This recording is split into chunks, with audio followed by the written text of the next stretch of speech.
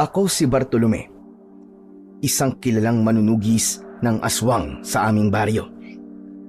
Kilala ako sa aming lugar bilang isang matapang at mahusay na tagapagtanggol ng mga tao mula sa mga aswang.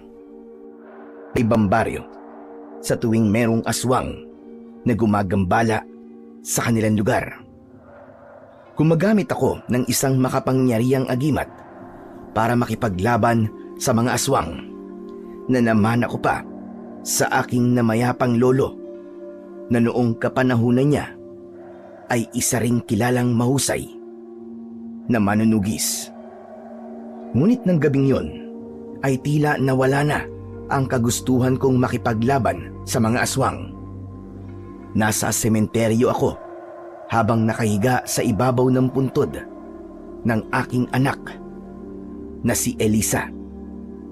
Sa tabi ng puntod ng anak ko ay naroon naman ang puntod ng asawa kong si Helena.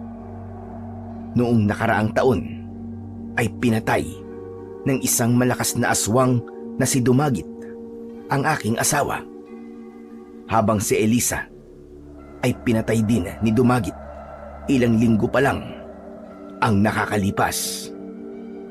Napakawalang kwenta kong ama. Nagagawa kong protektahan at ipagtanggol ang ibang tao. Pero hindi ko naprotektahan ang sarili kong anak. Patawarin mo ko, Elisa. Patawarin mo rin ako, Helena. Kung hindi ko nailigtas ang aking anak. Nasa gitna ako ng aking pag-iyak nang dumating ang matalik kong kaibigan na si Densyo. Sabi ko na nga ba nandito ka lang, pare? Pare, may sumasalakay na aswang sa baryo natin. Hinanap talaga kita kasi alam kong ikaw lang ang kayang makipaglaban sa aswang na yun eh. Hindi mo ba nakikitang kinakausap ko ang aking mag-ina, Densyo? Nakikita ko naman, pare. Ano kasi, kailangan ka ng mga tao ngayon eh. Hindi na. Ayoko na makipaglaban pa sa mga aswang.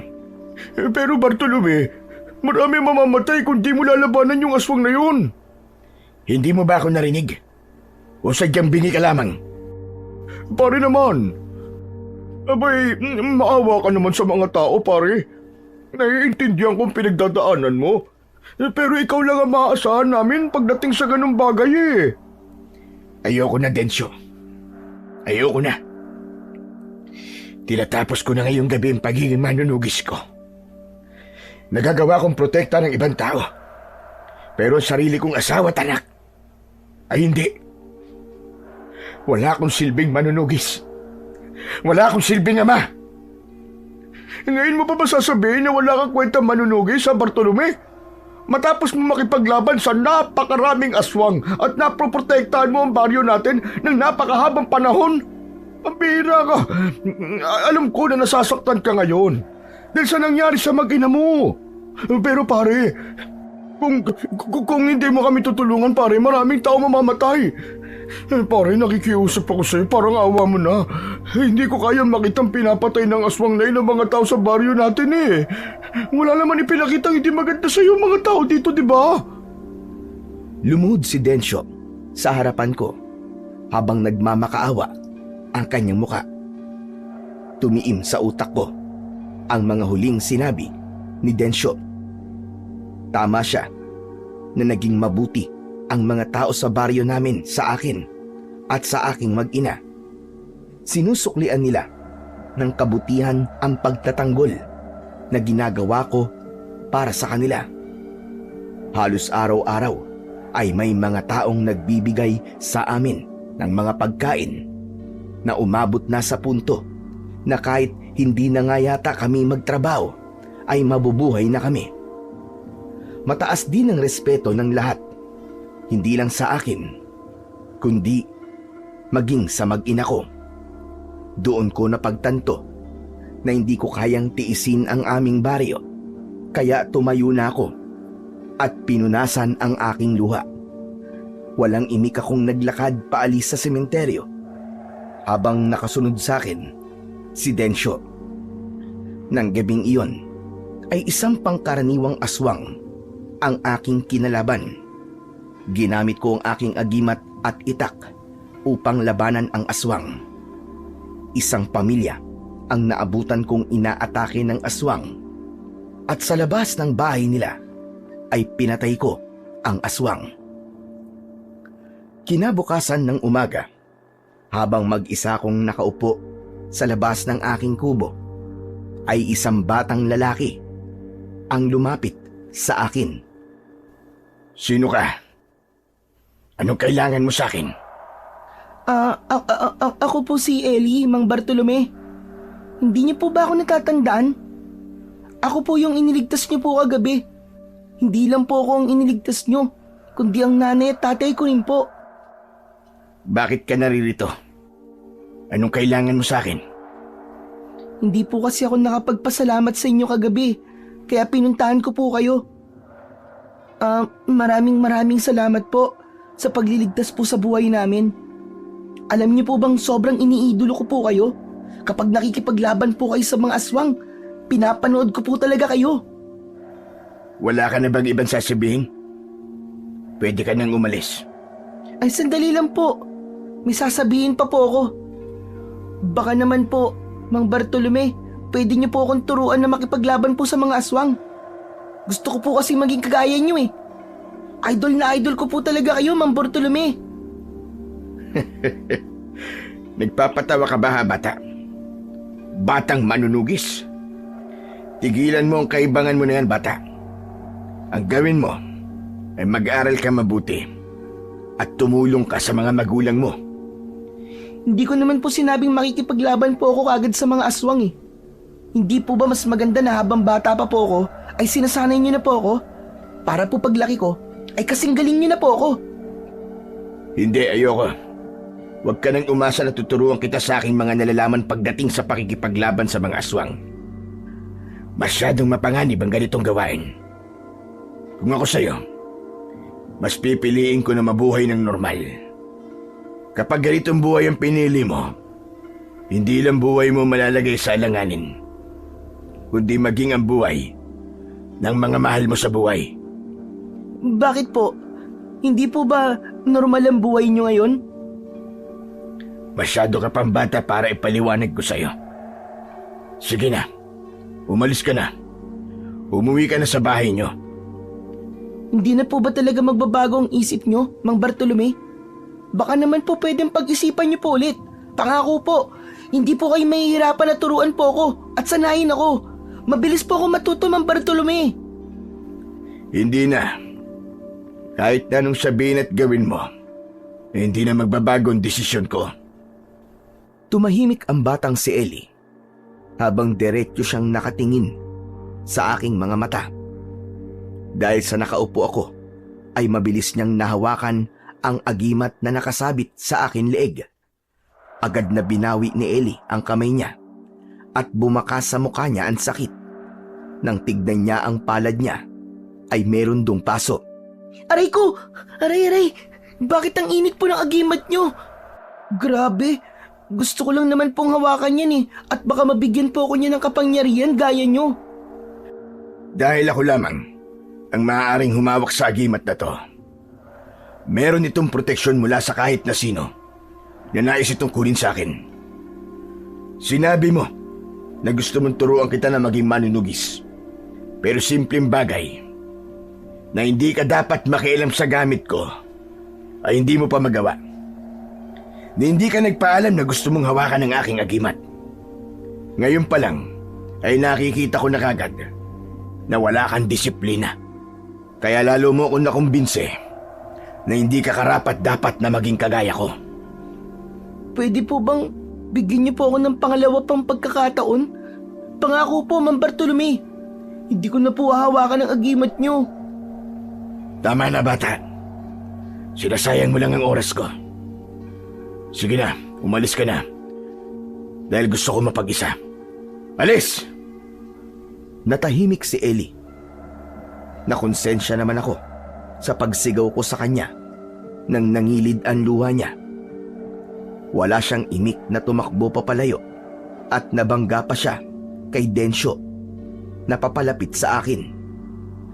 Napabuntong hininga ako habang hinahatid ng tanaw ang batang si Ellie. Umupo naman si Densyo sa tabi ko. Oh, pare, bakit parang umiiyak yata si Ellie? Anong ginawa mo doon sa bata? Sinigawan ko. Masyadong makulit eh. Gusto niyang turuan at sanayin ko siya na maging manunugis na kagaya ko. Kawawa naman. Nasigawan mo pala. Abay, napakabait na bata pa naman nun. Kapag masyado nang makulit ang bata, Densyo, kailangan ng sigawan. O ikaw, ano palang ginagawa mo rito? Magpapasalamat lang ako sa'yo. Kasi nakipaglaban ka pa rin sa aswang kahit alam kong may pinagdadaanan ka mabigat na problema. Saka, gusto rin kitang kumustahin eh. Alam ko na kailangan mo na makakausap kahit papano. Hindi ko kailangan ng kausap. Ang kailangan ko ay mahabang oras na mag-isa ko. Wala akong ganang makipag-usap sa kahit na sino. Grabe ka naman, Tolome. Parang sinabi mong umalis na ako ah. Andito nga ako para kausapin ka eh. Kung ano nandyan sa loob mo, ilabas mo. Abay sabihin mo sa akin. Mas okay na ikinikwento mo sa ibang nararamdaman mo para gumaan-gaan naman yung daladala mo.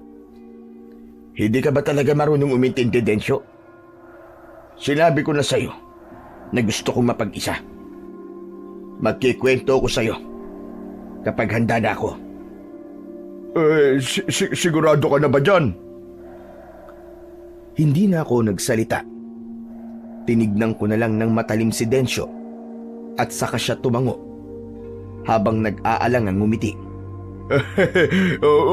Okay, sige. Sabi ko nga aalis na ako. Babalik na lang ako bukas, pare. Marahang tinapik ni Densyo ang balikat ko.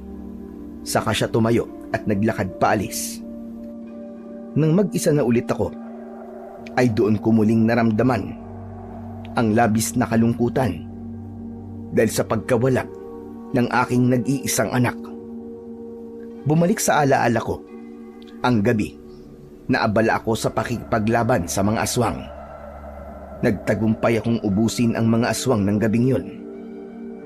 Masaya pa akong bumalik sa aming bahay, ngunit pag-uwi ko ay sumalubong sa akin ang isang tagpo na kahit sa panaginip ay hindi ko pinangarap na makita. Nasa loob ng aming bahay ang aswang na si Dumagit at nasa paanan niya ang walang buhay na katawan ng anak kong si Elisa. Napuno ng puot ang puso ko. Sa sobrang galit ko ay nagawa kong patayin si Dumagit ng gabing yon. Pero kahit napatay ko siya, ay hindi pa rin nabawasan ng sakit at bigat na daladala ko. Hayop ka, Dumagit. Hindi mo ko kayang patayin. Kaya ang mag-ina kong pinatay mo. Hindi mo na dapat sila dinamay sa laban. Nawala silang kinalaman. Ang galit na nasa puso ko ay unti-unting napalitan ng lungkot at pangungulila hanggang sa tuluyan ng pumatak ang mga luha ko. Hindi ako sanay na mabuhay na wala ang mag-ina ko sa aking tabi. Nung namatay ang asawa ko, ay halos babaliw ako, pero tinatagan ko ang loob ko para sa aming anak. Pero nang ang anak ko naman ang nawala, ay parang nawalan na rin ako ng dahilan para mabuhay. Hindi ko na alam kung para saan pa ang pakikipaglaban na ginagawa ko sa mga aswang. Lumipas ang mga araw na wala akong ginawa kundi ang magkulong sa loob ng aking bahay. Kahit araw-araw akong pinupunta ni Densyo, ay hindi ko siya hinaharap dahil wala akong ganang makipag-usap sa kahit na sino. Kung meron man akong nais na makausap, ay yun ang aking mag-ina. Pero alam kong imposible na yung mangyari. Binantayan ko rin ang mga gabi. Napansin ko na wala ng aswang ang umaatake sa aming baryo. Inisip ko, na baka napagod na ang mga aswang na magtungo at sumalakay sa aming lugar dahil palagi ko silang natatalo. At doon na ako nagkaroon ng kagustuhan na umalis sa baryong yun at magpakalayo-layo. Isang tahimik na gabi, lumabas ako ng bahay na bitbitang isang bag na naglalaman ng mga damit at ilang importanteng gamit ko. Nagtungo ako sa sementeryo at tumayo ako sa harapan ng puntod ng aking mag-ina. Helena. Elisa. Alam ko na ang gusto nyo ay habang buhay tayong manirahan sa baryong ito ng magkakasama. Pero hindi na yun mangyayari. Dahil wala na kayo. Patawarin niyo ako kung aalis na ako rito. Dahil sa tuwing nandun ako sa bahay natin, ay naaalala ko lamang kayo. Lalo na ang gabing pinatay kayo ni Dumakit. Hindi ako makakausad kung araw-araw akong malulungkot at iiyak. Sa tingin ko naman, ay ligtas na ang baryong ito mula sa mga aswang at hindi na nila ako kailangan. Huwag kayong mag-alala. Dahil kahit lilisanin ko ang lugar na ito, ay daladala ko kayo sa aking puso. Hinding-hindi ko kayo makakalimutan. Mahal na mahal ko kayong dalawa. Hinayaan kong pumatak ang mga luha ko. Nanatili pa ako ron ng ilang minuto bago ko nagdesisyong umalis na. Tahimik akong naglakad palabas sa aming baryo habang ang lahat ng tao ay mahimbing na natutulog. Wala silang kaalam-alam na simula bukas ay hindi na nila makikita ang manunugis na ilang taong nakipaglaban sa iba't ibang uri ng mga aswang para sa kaligtasan ng lahat. Sa pag-alis ko sa aming baryo, ay pinili kong manirahan sa isang napakalayong lugar. Sa lugar na yon ay walang nakakakilala sa akin at walang nakakaalam sa pagiging isang manunugis ko. Nung una ay nakitira ako sa isang matandang babae na si Lola Simang at nagbabayad ako sa kanya buwan-buwan para sa paninirahan ko sa bahay niya. Ngunit nang tumagal ay itinuring niya na akong parang totoo niyang kadugo at siya mismo ang nagsabi na wag na akong magbabayad sa kanya ng upa. Namuhay ako sa lugar na yon ng simple at normal. Nagtatrabaho ako bilang magsasaka sa isang taniman ng mga gulay. Mabilis na lumipas ang mga taon at hindi ko namalayan na 10 taon na pala ang lumipas simula nang umalis ako sa aming baryo. Bagamat hindi na ako malungkot ngayon at umiiyak araw-araw dahil sa pagkamatay ng aking mag-ina, ay alam kong nakatago pa rin sa puso ko ang kanilang alaala. Isang gabi, habang nasa labas ako ng kubo ni Lola Simang, mag-isa ko roon habang nakatanaw sa kawalan. Nagulat ako nang marinig ko ang boses ni Lola Simang sa likuran ko. Bartolome! Abay, hindi ka pa mapapasok. Malamig na rito sa labas, ah. Mamaya na lang, Lola Simang. Mas gusto ko nga rito at malamig. Ilang araw ko nagnapapansin na madalas kang tahimik, iho. May problema ka ba? Mangyaring 10 taon na po kasi ng kamatayan ng anak ko na si Elisa. Pinag-iisipan ko po kasi kung dapat ko ba siyang dalawin sa sementeryo sa baryo namin. Bakit nag-iisip ka pa? Bakit hindi mo puntahan ang libingan ng anak at asawa mo? 10 taon ka na rin dito. At 10 taon mo na rin silang hindi nadadalaw, hindi ba? Hindi ko po alam eh. Kapag iniisip ko kasi, nababalik ako sa baryo namin, ay parang nagdadalawang isip ako. Hindi ko kasi alam kung paano ko haharapin ang mga tao ron. Lalo na't umalis ako na hindi nagpaalam sa kanila.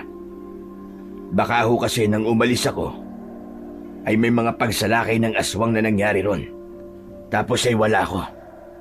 Baka iniisip ng mga tao sa amin na iniwanan ko sila sa mga panahong kailangan nila ako. Huwag ka kasi mag-isip ng hindi maganda. Siguro naman ay maiintindihan ka nila. Alam nila na malungkot ka nung umalis ka sa lugar ninyo. At yun lamang ang naisip mong paraan para makatakas ka sa kalungkutang yon. Kaya kung ako sa'yo, huwag mong pigilan ang sarili mong bumalik sa baryo nyo upang bisitahin ang iyong mag-ina. Iniisip ko po kasi na baka hanggang ngayon ay may mga aswang pa rin sumasalakay sa baryo namin. Hindi po ba nasabi ko sa inyo na ayoko nang balikan ang aking nakaraan? Baka kasi pilitin ako ng mga tao na makipaglaban ulit sa mga aswang. Hindi porke magbabalik ka sa baryo nyo, ay muli mo ring babalikan ang iyong pagiging manunugis. Pagkatapos mong dalawin na mag-ina mo, ay umalis ka na kagad kung iyong gusto. Alam ni Lola Simang ang kwento sa aking nakaraan. Naging matapat ako sa kanya noon dahil nakuha na niya ang tiwala ko. Wala akong inilihim sa kanya at lahat ay sinabi ko sa kanya, kahit ang pagiging manunugis ko. Sandali akong tumahimik para mag-isip, ngunit nagtatalo pa rin ang puso at isip ko. Sinasabi ng puso ko na bumalik ako sa aming baryo, pero kasalungat nun ang gustong gawin ng aking utak. O siya, ganito na lamang ang gawin mo. Para mapadali ang pagbalik mo sa baryo nyo, ay sasamahan na lamang kita. Ano ho? Abay, bakit niyo ako sasamahan? Para magkaroon ka ng dahilan upang umalis kagad doon. Siyempre, kung kasama mo ko ay kailangan mo talagang bumalik kagad dito dahil walang magbabantay dito sa bahay. Sigurado ho ba kayo na gusto niyo sumama sa akin? Oo naman. Ako na nga nagsabi na sasama ako, hindi ba? Isa pa, Tolome. Gusto ko ring makapunta sa ibang lugar. Abay, matagal-tagal na rin ako nung huling beses na nakaalis sa baryong ito. Pinag-isipan ko ng mabuti ang sinabing yon ni Lola Simang. Hanggang sa napagtanto ko na masyado ng matagal ang 10 taon na hindi ko binibisita ang libingan ng aking mag-ina. Siguro nga ay panahon na para bumalik ako sa aming baryo. Kaya sa huli ay sinabi ko kay Lola Simang na pumapayag ako sa suwestyon niya. Makalipas ang 2 araw ay bumiyahe na kami ni Lola Simang pabalik sa baryo kung saan ako dating nakatira. Kaunting damit lang ang dinala namin dahil wala kaming balak na manatili roon ng matagal. Para sa akin ay sapat na ang 3 araw kaming naroon. Habang sakay ng bus ay tahimik akong nakatingin sa bintana. May kaba akong nararamdaman ng sandaling yon. Nagdali nga. Ayos ka lang ba, ha, Bartolome? Opo. Medyo kinakabahan lang ako. At bakit ka naman kinakabahan? Hindi ko po kasi alam ang magiging reaksyon ng mga tao sa amin kapag nakita nila ako.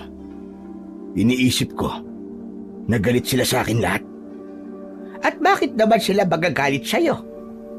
Sabihin nating may mga aswang nga na umatake sa baryo nyo matapos mong umalis. Pero wala silang karapatan na magalit sa'yo. Hindi nila hawak ang buhay mo. At may karapatan kang piliin ang bagay na alam mong makapagpapagaan ng iyong buhay. Isa pa, ikaw ang nagsabi sa akin na ilang taon kang nakipaglaban sa mga aswang at ginawa mo ang lahat para protektahan sila ng mga taon na yon. Kaya para sa akin, hindi sila dapat magalit sa iyo. Hindi ko naman po kasi madidiktahan ang dapat maramdaman ng mga tao sa amin eh. Yun na nga. Nandun na tayo sa hindi mo madidiktihan ang mararamdaman nila. Pero kung alam mo sa sarili mo na wala kang ginawang mali at ang pag-alis na ginawa mo ay nagdulot ng kabutihan sa iyo, ay hindi mo dapat isipin kung ano ang mararamdaman nila sa iyo. Napangiti ako sa sinabing yun ni Lola Simang. Isa yun sa dahilan kung bakit naging malapit ang loob ko sa kanya. Pakiramdam ko kasi ay nabuhay sa katauhan ni Lola Simang ang aking namayapang lola na palagi akong binibigyan ng payo. Kahit paano ay nabawasan ang kabang nararamdaman ko. Huminga ako ng malalim at inisip ko na lang na kaya ako babalik sa aming baryo ay para sa aking mag-ina at hindi para sa kung ano pang bagay. Gabi na nang makarating kami ni Lola Simang sa aming baryo. Nang oras na yon ay sarado na ang lahat ng bahay na aming nadaanan. Kahit paano ay nagpasalamat ako dahil walang mga taong nakakita sa pagbabalik ko. Nang marating na namin ang bahay ko, ay hindi nakasarado ang pinto nun. Napansin ko na may mga inayos sa bahay ko at nang pumasok kami roon ay nagtaka ko dahil halos walang nagbago roon. Malinis sa loob at maayos ang mga gamit na parabang habang wala ako roon ay meron doong nakatira at siyang nag-aalaga sa bahay ko. Pambihira. 10 taon na akong hindi nakauwi. Pero bakit? Napakaayos at linis nitong bahay ko. Baka naman yung mga tao rito ang nag-aalaga rito sa bahay mo. Yan na nga rin ho ang naiisip ko. Kung ganon, ay pinapahalagahan ka pa rin ng mga tao rito sa baryo ninyo. Kasi kung hindi, wala na sana silang pakialam sa bahay mo, hindi ba? Napangiti ako sa sinabing yun ni Lola Simang. Naisip ko na wala naman pala akong dapat na ikabahala dahil kung totoo na ang mga tao sa baryo namin ang nagpanatiling maayos ng bahay ko sa loob ng 10 taon, ibig sabihin ay hindi sila galit sa akin. Dahil sa parehas kaming pagod ni Lola Simang sa napakahabang biyahe, ay natulog na muna kami. Paggising namin kinaumagahan, ay agad kaming nagtungo sa sementeryo upang dalawin ang puntod ng aking mag-ina. Habang naglalakad, ay nakita ko ang gulat sa reaksyon ng mga taong nakakita sa akin na parabang iniisip nila na pamilyar ang mukha ko sa kanila. Hindi na ako nagtaka na hindi nila kagad ako nakilala dahil tumanda na kahit paano ang itsura ko sa loob ng 10 taon. Pagdating namin sa sementeryo, ay tumayo kami ni Lola Simang sa harap ng puntod ni na Elisa at Helena. Kinausap ko sila na parabang kaharap ko silang dalawa. Ipinakilala ko rin sa kanila si Lola Simang at sinabi ko kung paano niya ako natulungan simula nang umalis ako sa aming lugar. Asawa ko? Anak? Pasensya na kayo kung ngayon lang ako nakapunta rito ha. Alam kong naiintindihan niyo ako. Pero huwag kayong mag-alala. Dahil gaya ng ipinangako ko sa inyo noon, bago ako umalis, ay hindi kayo nawala sa isip at puso ko. Araw-araw ko kayong iniisip. At palagi kong ipinagdarasal na sana'y masaya kayo kung nasan man kayo ngayon. Huwag kayong mag-alala sa akin. Kasi kahit papano, ay maayos na ang buhay ko ngayon. Miss na miss ko na kayong dalawa. Nanatili pa kami roon ni Lola Simang ng ilang minuto. Maya-maya pa ay nagdesisyon na kaming umalis para bumalik na sa bahay ko. Kumusta na ang pakiramdam mo ngayon, Bartolome? Medyo magaan na po. Pakiramdam ko po ay nakabawi na ako sa mag-ina ko mula sa 10 taon na hindi ko sila dinalaw. Sigurado ako na naiintindihan ng mag-ina mo kung bakit ngayon mo lang sila nagawang puntahan. Maya-maya pa ay nakarating na kami sa bahay ko. Nagulat ako nang makita ko si Densyo roon. Nakaupo siya sa mahabang upuan na nasa ilalim ng mayabong na puno ng mangga. Napatayo si Densyo at bakas sa mukha niya na hindi siya makapaniwala na nakita niya ako. Nagmamadaling lumapit sa akin si Densyo at niyakap niya ako ng maigpit. Maluwa-luwa siya nang humiwalay siya sa pagkakayakap sa akin. Diyos ko, akala ko nagbibiro lang yung mga tao nagsabi sa akin na bumalik ka na, pare. Kaya para makasiguro ako, pumunta kagad ako dito sa bahay mo eh. Kaya lang, wala ka nang dumating ako rito kanina. Pinuntahan ko kasi sina Elisa at Helena doon sa sementeryo. 10 taon ko na kasi silang hindi nadadalaw, Densyo.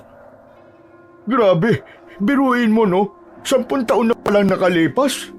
Ang laki na ng pinagbago mo, Bartolome. Aba, tignan mo, balbas, sarado ka na ngayon, oh. Samantalang noon ayaw na ayaw mo may balbas at bigote ka. Ikaw rin naman eh. Ang laki na ng pinagbago mo, Densyo. Kaya nga, medyo tumanda na. Yan ang bagay na hindi natin kayang pigilan eh. Teka, sino ba yung matandang kasama mo? Yan na ba ang bago mong asawa? Bakit naman sobrang tanda nang ipinalit mo kay Helena, pambihira ka? Hoy! Narinig ko sinabi mo na buho ka. Napakapasmado naman pala ng bungaga ng kausap mo na yan, Bartolome. Ano ka ba?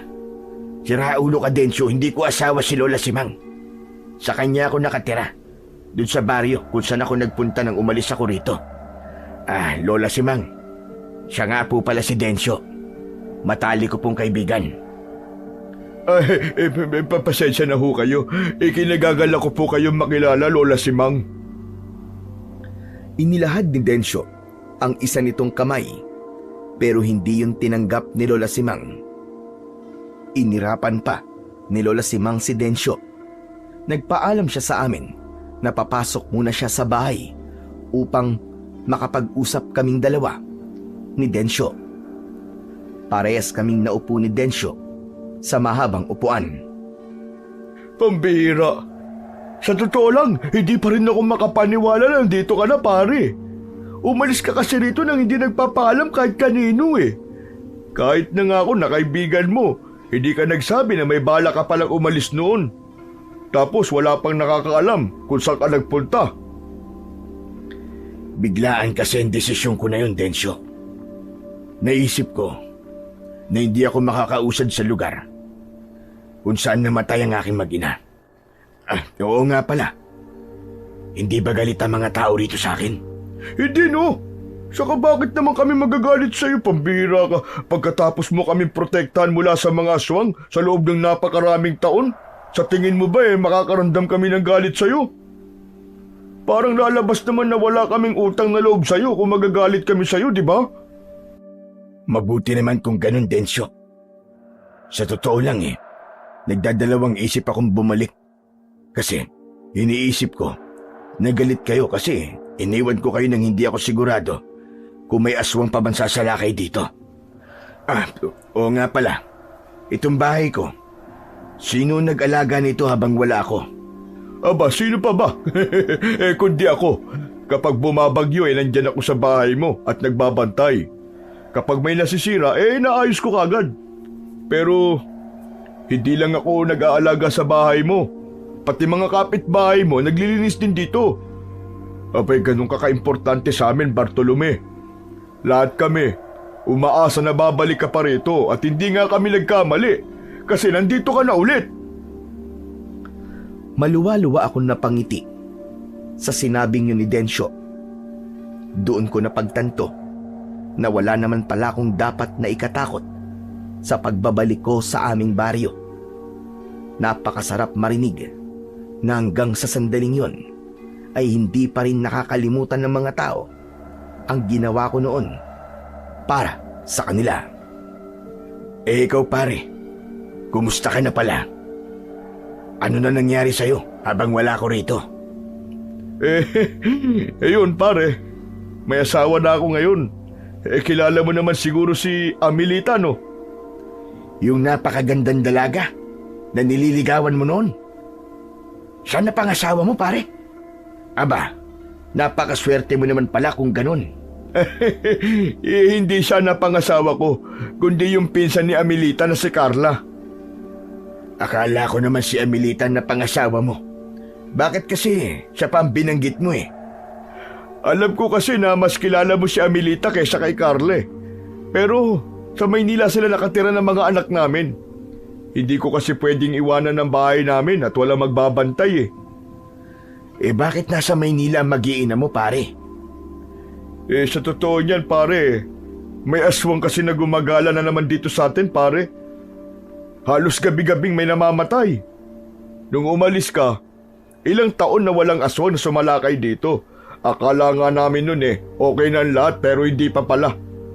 Parang pinagpahinga lang pala ng aswang ang baryo natin pare. Kung di ako nagkakamali siguro, mga 3 taon na rin simula nang may aswang na nanggugulo na naman dito. Kaya nga masaya ako ngayon pare na nandito ka na ulit.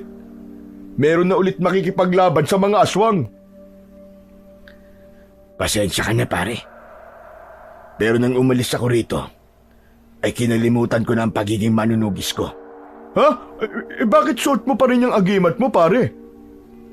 Nasanay lang ako na suotin ito. Isa pa, masaya na ako sa buhay ko sa baryo kung saan ako naninirahan ngayon. Nagustuhan ko na ang buhay kong tahimik. Ganong buhay na ang gusto ko hanggang sa mamatay ako pare. Hindi rin kasi ako magtatagal dito sa baryo natin. At babalik din ako sa baryong pinanggalingan ko. Nalungkot naman ako bigla sa mga sinabi mo pare. Akala ko pa naman meron na ulit kaming tagapagtanggol. Pero huwag ka mag-alala kasi naiintindihan ko ang desisyon mong yan. Siguro, aasa na lang kami na merong maglalakas ng loob na labanan yung mga aswang na yun. Iniba ko na ang pinag-uusapan namin ni Densyo. Dahil ayoko nang pag-usapan ang tungkol sa mga aswang. Kinuwentuhan ko siya ng mga nangyari sa akin simula nang umalis ako sa lugar na yon. Pero kahit iba na ang aming pinag-uusapan, sa loob ko ay naroon pa rin ang pangamba na unti-unting nabubuhay dahil sa aswang na sumasalakay na naman sa baryo namin.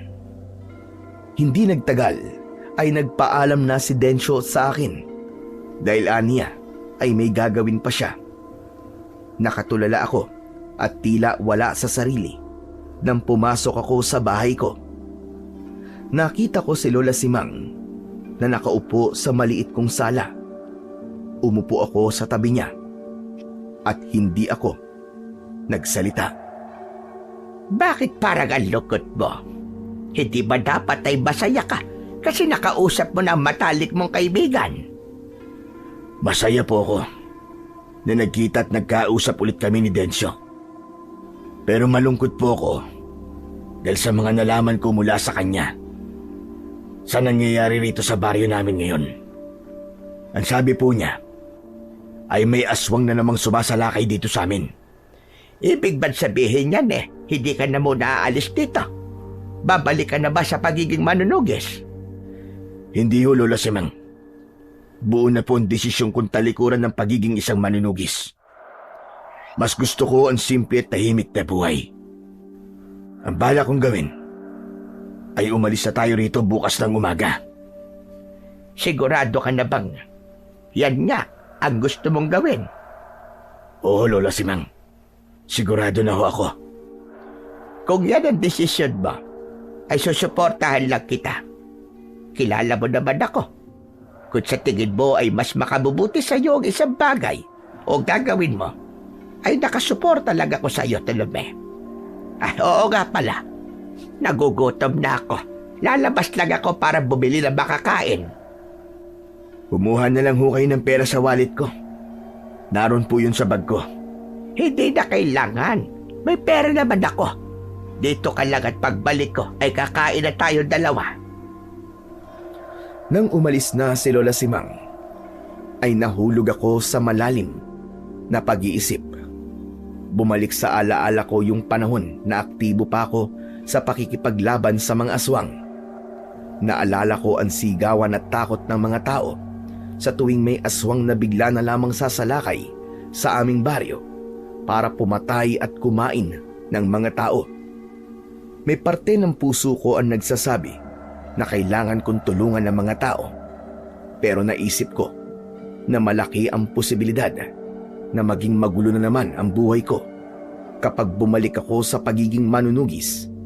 Kaya agad kong inalis sa utak ko ang bagay na yon. Kinagabihan, sa sala ko humiga habang si Lola Simang ay sa kwarto. Kahit matagal akong nawala sa bahay na yon, ay mabilis pa rin akong nakatulog. Ngunit sa pagtulog ko, ay napanaginipan ko ang pagpatay ni Dumagit sa aking mag-ina. Nang magising ako mula sa panaginip na yon, ay tagaktak ng malamig na pawis ang aking noo at habol ko ang aking paghinga. Bumangon ako para uminom ng tubig. Nagulat ako nang lumabas si Lola Simang sa kwarto. Nakakagulat ka naman, Lola Simang. Hindi ka rin ba makatulog kagaya ko? Hindi naman ho. Nagising lang po ako kasi napanaginipan ko ho yung mag-ina ko. Napanaginipan ko po yung pagpatay ni Dumagit sa kanila. Yun po yung aswang na pumatay kina Elisa at Helena. Eh kayo, namamahay po ba kayo kaya hindi ho kayo makatulog? Ewan ko ba? Hindi ako sigurado. Inaantok naman ako pero hindi ako makatulog. Para ako kinakabahan na hindi ko maintindihan. Para bang may nangyayaring hindi maganda. Kaya nga ho eh. May ganyan din po akong nararamdaman nang nagising ako kanina.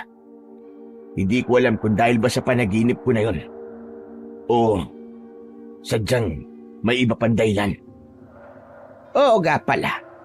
Tatanungin ulit kita. Sigurado ka na ba ka? Aalis na tayo mamayang umaga.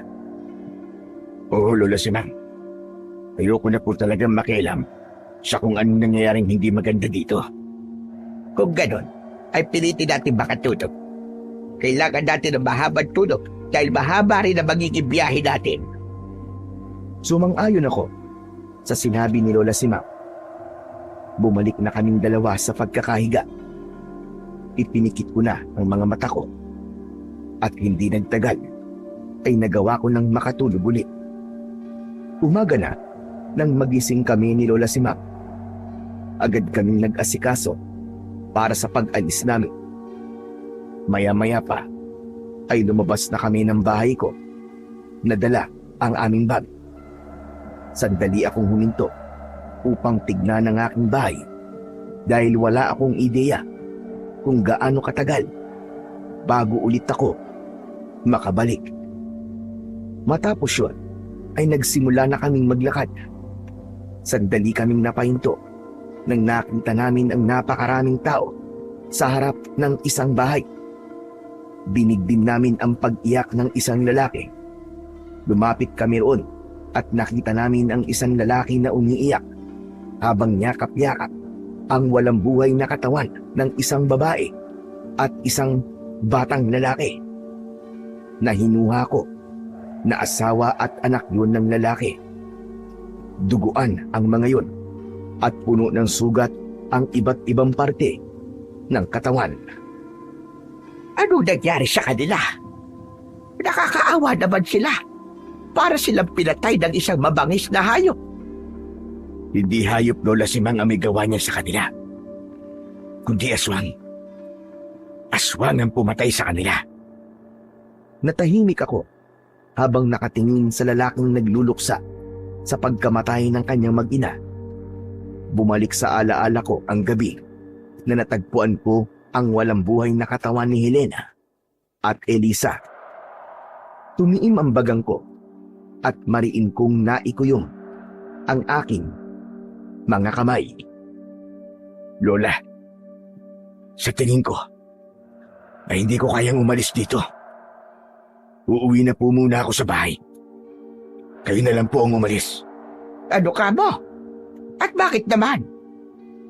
Hindi ko po pala kayang umalis sa baryong to habang may aswang na sumasalakay dito. Sige ho, Lola Simang. Umalis na ho kayo. Pasensya na po kung biglang nagbago ang isip ko. Naiintindihan kita, Tolome. Huwag kang mag-alala sa akin dahil kaya ko naman bumalik sa baryo natin na mag-isa. Mag-iingat po kayo. Pasensya na po ulit. Ngumiti si Lola Simang at saka siya naglakad palayo. Malungkot kong pinagmasdan ang pag-alis ni Lola Simang, pero alam ko sa sarili ko na hindi ko kayang tiisin ng mga tao sa aming baryo. Hindi ako matatahimik na habang ligtas ako sa baryo ni na Lola Simang ay may mga tao na mawawalan ng mahal nila sa buhay nang dahil sa aswang. Alam ko kung gaano yung kasakit, lalo na't 2 beses ko yung naranasan. Bumalik na ako sa bahay ko. Pagpasok ko roon ay sinalubong ako ng nakakabinging katahimikan. Nanghihina akong napaupo at hinawakan ko ang agimat na nakasabit sa leeg ko. Hindi nagtagal ay nagulat ako nang pumasok sa bahay ko si Lola Simang. Oh, Lola Simang, ano pong ginagawa niyo rito? Bakit yung kayo bumalik? May nakalimutan ho ba kayo? Oo, meron akong nakalimutan. Ikaw, Oh, ako? Abay, paano pong ako? hindi ba sabi ko ay magkasama tayong babalik sa bahay ko? Kaya naisip ko na bumalik dito upang sabay na tayong umalis dito kapag natapos mo na ang problemang kinakaharap ng lugar nyo. Pero Lola Simang, masyado pong delikado ang sitwasyon dito ngayon. Baka ho may mangyaring masama sa inyo. Mas ligtas po kayo sa bahay ninyo. Alam kong hindi ako mapapahabak dahil nandiyan ka, Tolome.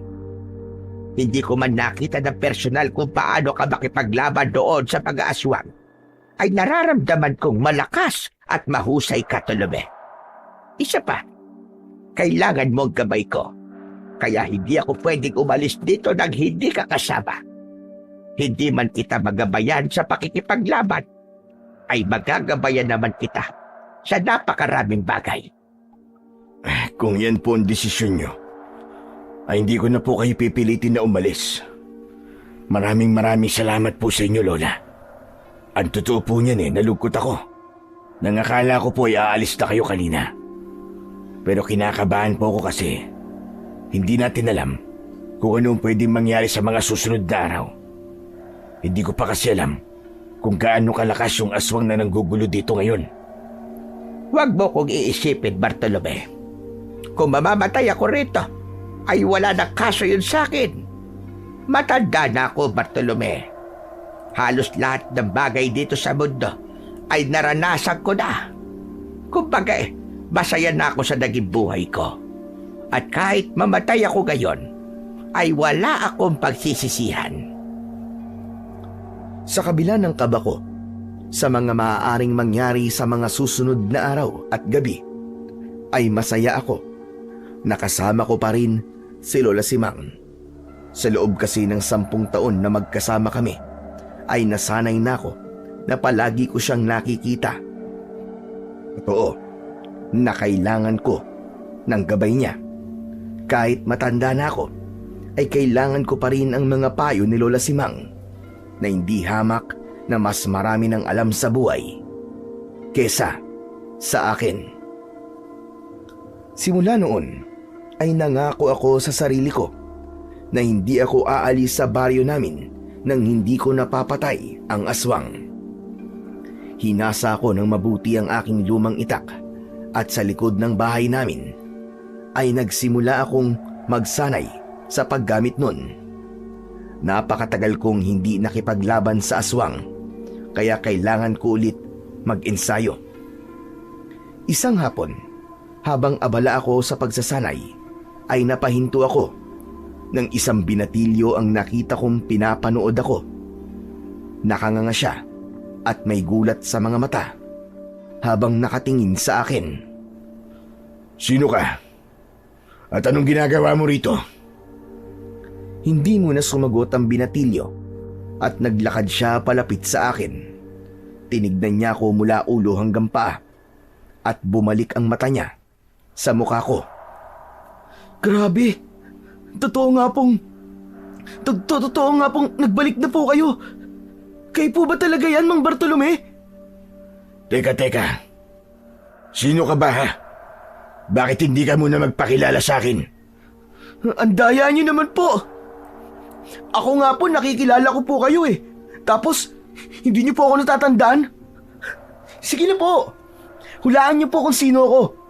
Titigan niyo po ako na mabuti, mula ulo hanggang paa. Titigan niyo po ang mukha ko. Pwede ba? Wala akong oras sa laro mo. Hindi ako interesadong makilala ka. Sige na, umalis ka na rito. Hindi mo ba nakikita may ginagawa ko? Naku, pasensya na po kayo ah. Akala ko po kasi naaalala niyo ako eh. Sa bagay, 10 taon na po yatang nakalipas nung huling beses niyo po ako nakita at nakausap. Mang Bartolome, ako po ito. Si Ellie. Ellie? Wala akong kilalang Ellie. Hindi niyo na po ba talaga ako natatandaan, Mang Bartolome? Ako po yung batang kumausap sa inyo dati at tumihiling po na turuan niyo po ako maging manunugis. Hindi pa nga po kayo pumayag kasi sabi niyo po, delikado ang maging kagaya niyo, di ba?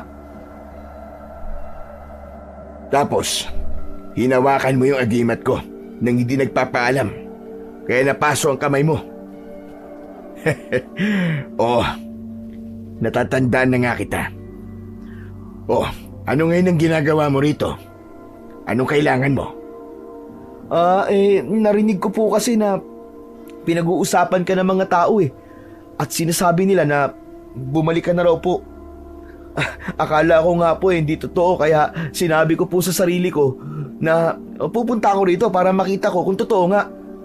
Hindi nga po ako makapaniwala na totoo nga pong nandito ulit kayo.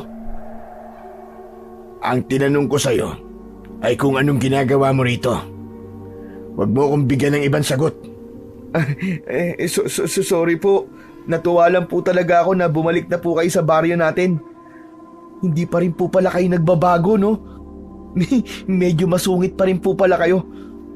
Pinuntahan ko po kayo kasi tatanungin ko po ulit sana kayo tungkol po sa tinanong ko dati nung huling beses po tayo nagkita.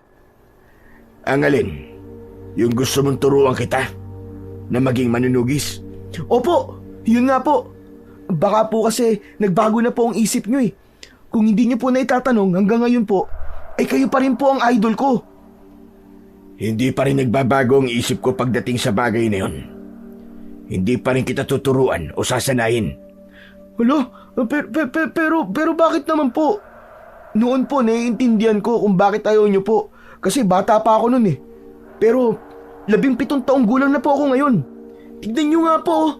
Medyo nagpalaki pa nga ako ng katawan para lang makita nyo na gusto ko po talaga maging kagaya nyo. Naniniwala po kasi ako na babalik kayo rito sa atin. Kaya pinaghandaan ko po talaga ang lahat. Ganyan ba kababaw ang tingin mo sa pagiging manunugis? Na kailangan ay meron ka magandang katawan para masabing may kakayahan ka na makipaglaban sa mga aswang? Kung noon ay makulit ka, ngayon naman ay makitid na ang utak mo. Sorry na po. Kaya nga po, kailangan nyo akong turuan at sanayin eh. Para malaman ko po yung mga kailangan kong malaman. Sige na po, Mang Bartolome. Pumayag na po kayo sa gusto ko.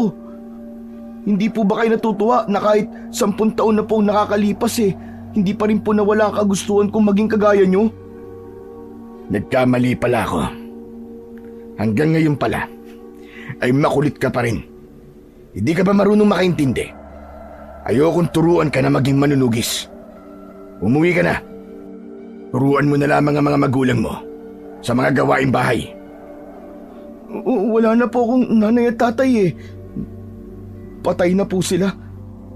Pinatay po sila nung aswang na umaatake po ngayon dito sa atin. Kaya nga po, mas nagkaroon po ako ng kagustuhan na maging manunugis dahil dun eh.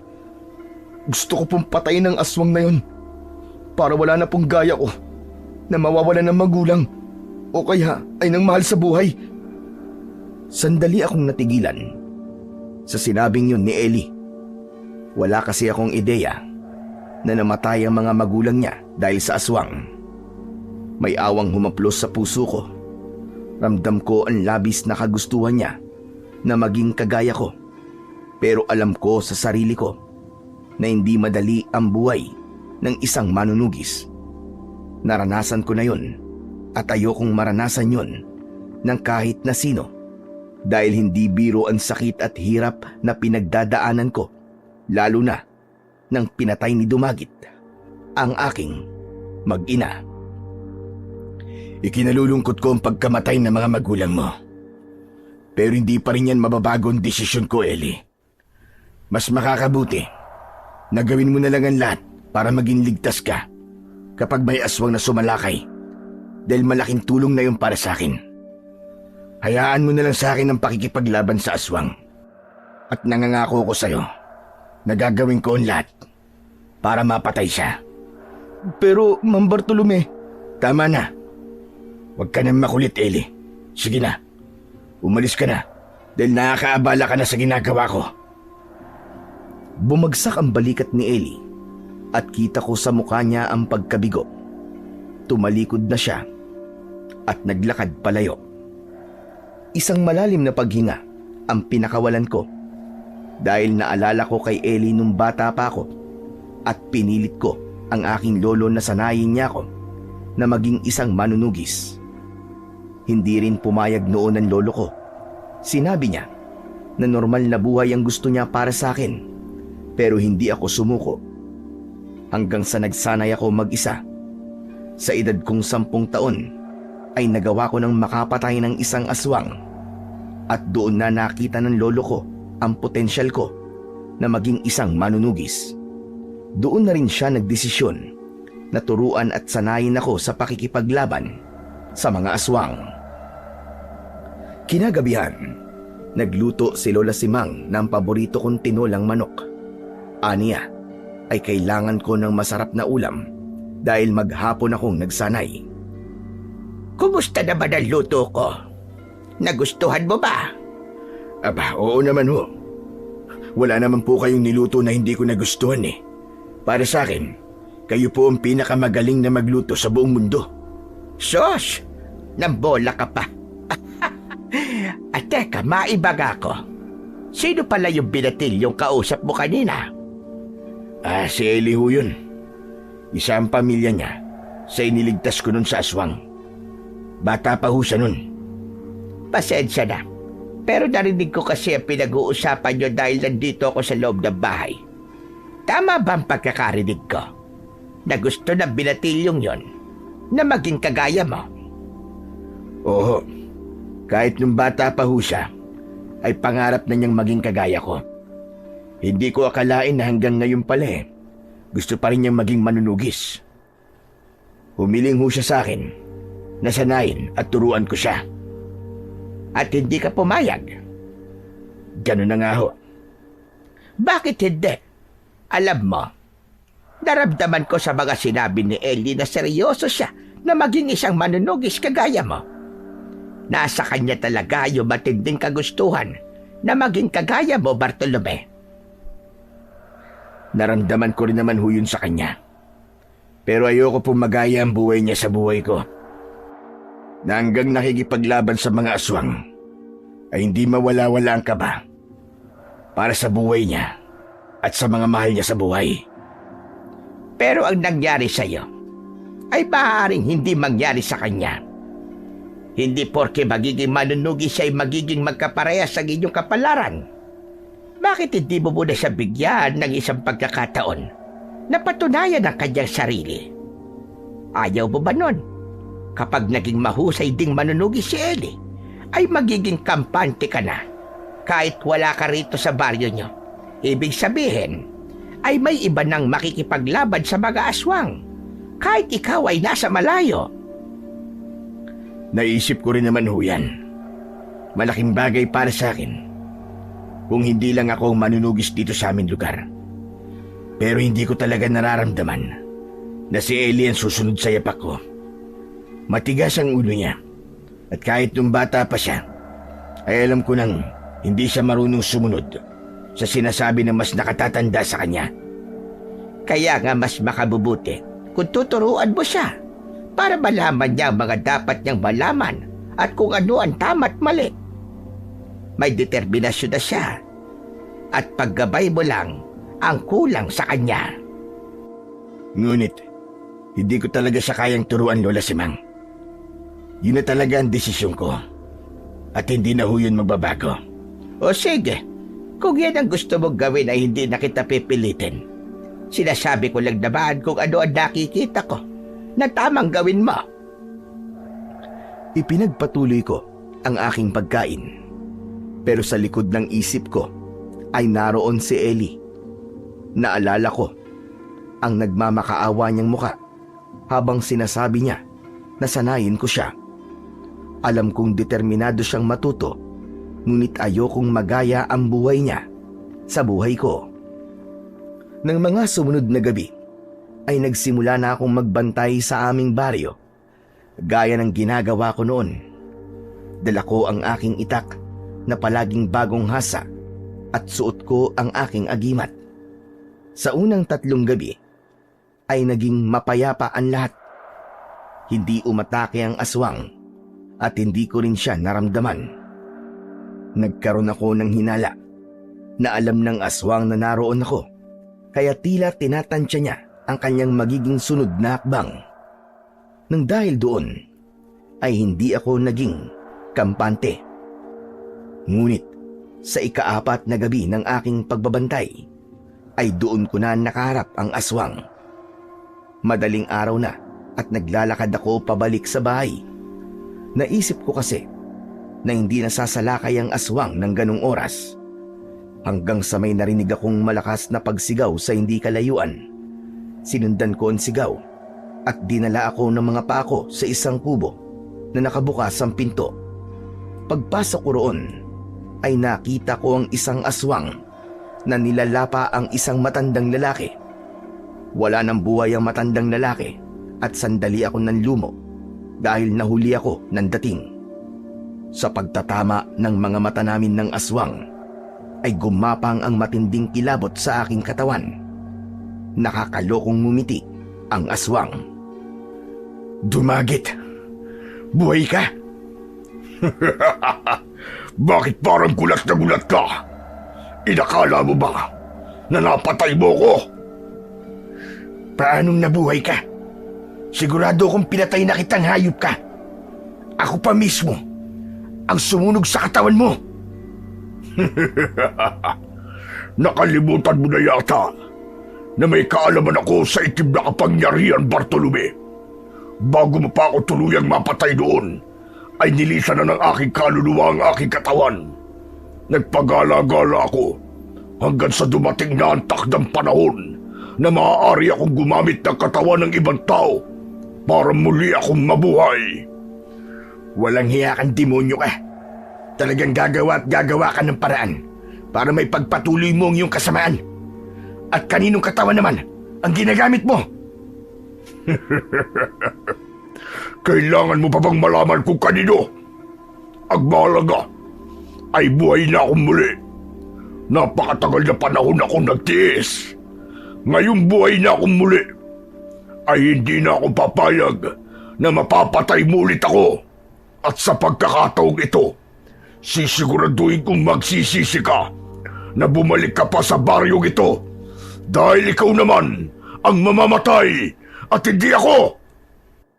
Biglang sumugod si Dumagit habang nakaumang ang matutulis niyang mga kuko. Nakakakilabot ang mapupula niyang mga mata na nanlilisik. Naramdaman ko ang labis niyang galit para sa akin. Tatagain ko sana si Dumagit, pero mabilis niya akong nakalmot sa dibdib. Napasigaw ako sa kirot. Malakas akong itinulak ni Dumagit na naging sanhi para matumba ako sa lupa. Hindi pa ito ang tamang oras para patayin kita, Bartolome. Gusto mo na kitang paglaruan.